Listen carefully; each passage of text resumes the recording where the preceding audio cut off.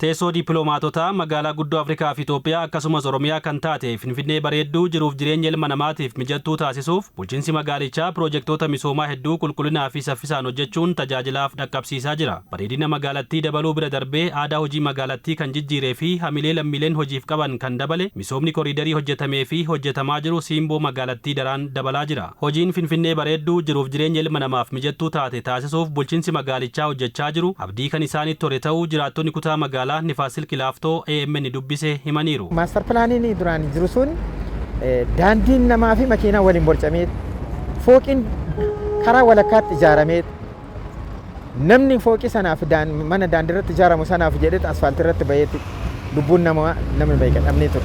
Har'a hunda dabarree kan biraa dhiyeessite kan akka Dubaay kan akka Faransaay Faaris jenneetti maqaa dhoofna duraan isaaniyyuu caalleera. Duraan wal cinaa darbuun wal dhiibaa jira namni amma karaan namni miilan deemu kophaadha. Karaan saayikilii kophaadha, konkolaataa kophaadha.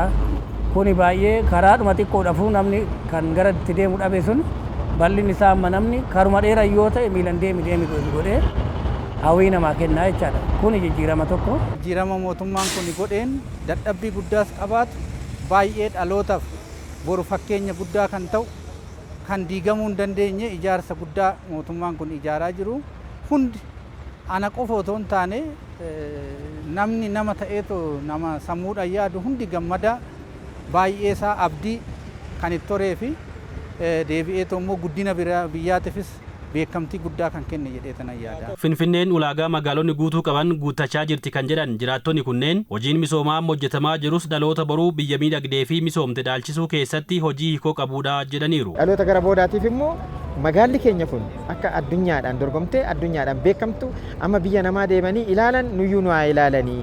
Tokkoffaa fi magaalli Finfinnee kun guddittii magaala Afrikaati seentarii addunyaan keessatti wal geessu. Goomattuun odoo goomattuu loon horaniidha.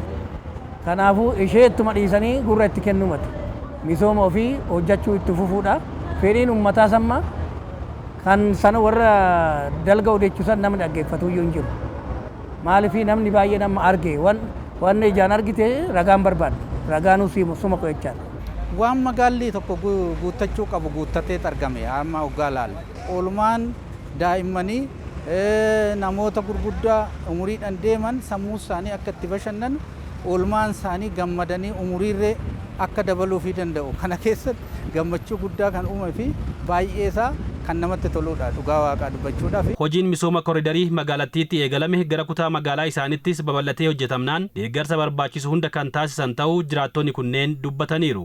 Misoomni birbirsa gooroo irratti raawwatame kun immoo naannawaa kanallee laaftoo kanas osoo dhufee baay'ee namatti tola. Naannawaa laaftoo kanarrattis hir'inoota jijjiiranii fi kwaalitii kan qabu manoota tokko sirreessuun baay'ee nafa waan tureef naannaan kanaa jechuudha. Al tokko wal ga'uu hin danda'uudha malee har'a otoo nu dhufee nu ililchaa guddaa qabna. Garuu adeemsumaan eeggataa jirra.